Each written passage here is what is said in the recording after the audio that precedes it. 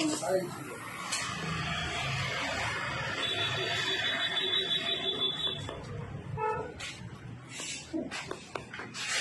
வணக்கம். நான் காஞ்சிபுரமில் இருக்கேன்.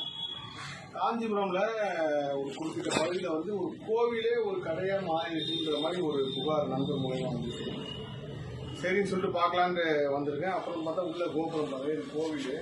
இது கோவிலோட தூண்கள் எல்லாமே கீழே தெரியுது. கோவிலோட அந்த செவ்வொரு தெரிஞ்சு பாருங்க, இது எல்லாமே கோவில். இந்த பக்கம் காமிக்கலாம். இது கோவிலோட இதுதான். இது எல்லாமே பாருங்க எப்படி ஆக்குப்பை பண்ணி வச்சிருக்காங்க. 3 நாள் யாருக்குமே தெரியாம போயிடுச்சு.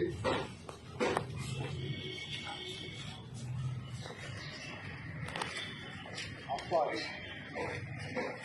பாருங்க மக்களே, இது இப்படி ஒரு கோவில் இருக்கிறதே தெரியாம எப்படி வந்து இதை ஒரு தனியார் ஆலை ஆக்கிரமிச்சு அதுக்கு முன்னாடி ஒரு டயர் கடை இருக்கு. அந்த டயர் கடை பொருள்லாம் இங்கே வச்சிருக்காங்க பாருங்க. டயர்லாம் இருக்கு. அப்படியே உள்ள வாங்க.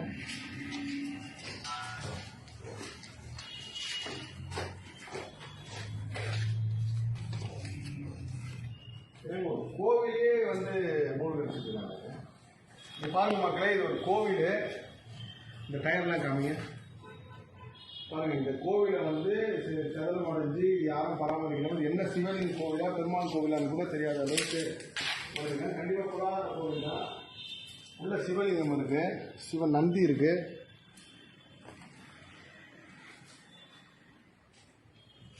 வாங்க சார், வாங்க சார். இப்போ நான் காஞ்சிபுரத்தில் இருக்கேன் நண்பர்களே. இந்த கோவிலை மீட்டெடுக்க வேண்டியது நம்ம ஒட்டுமொத்த இந்துக்களோட கடமை.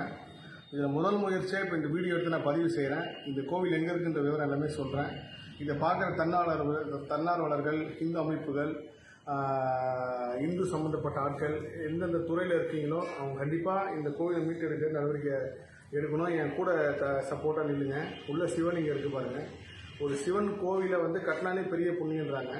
பட் இப்பேற்பட்ட பல ஆயிரம் வருஷமான ஒரு கோவிலை மீட்டு எடுத்து திரும்ப வழிபாடு கொண்டு வரது மிகப்பெரிய புண்ணியம். அந்த புண்ணியத்தை நீங்களும் சேருங்க. நிச்சயமாக இதை வந்து HRNC கவனத்துக்கும் இந்து சமய அறநிலையத்துறை அமைச்சர் கவனத்துக்கு கொண்டு போகிறேன். ரொம்ப வருத்தமாக இருக்குது இதை பார்க்கும்போது. என்னடா இப்பேற்பட்ட கோவிலை ஒரு சிவனை வந்து லிங்கத்தை அப்படி போட்டு வச்சுருக்காங்க, ஒரு டயர்லாம் போட்டுருக்குன்றப்ப ரொம்ப கவலையாக இருக்கேன். இந்த விஷயத்தில் எல்லாருமே என் கூட இருங்க மக்களே. இப்போ பண்ண போகிற சாதாரண விஷயம் இல்லை. கண்டிப்பாக இதுக்கு பின்னாடி மிகப்பெரிய முதலைகள்லாம் இருக்கும், மிகப்பெரிய திமிங்கலங்கள்லாம் இருக்கும். அவங்க இந்த விஷயத்தை மூடி மறைச்சிருப்பாங்க. உறுதுணையாக இருங்க. ஓம் நம சிவாய. நன்றி, வணக்கம்.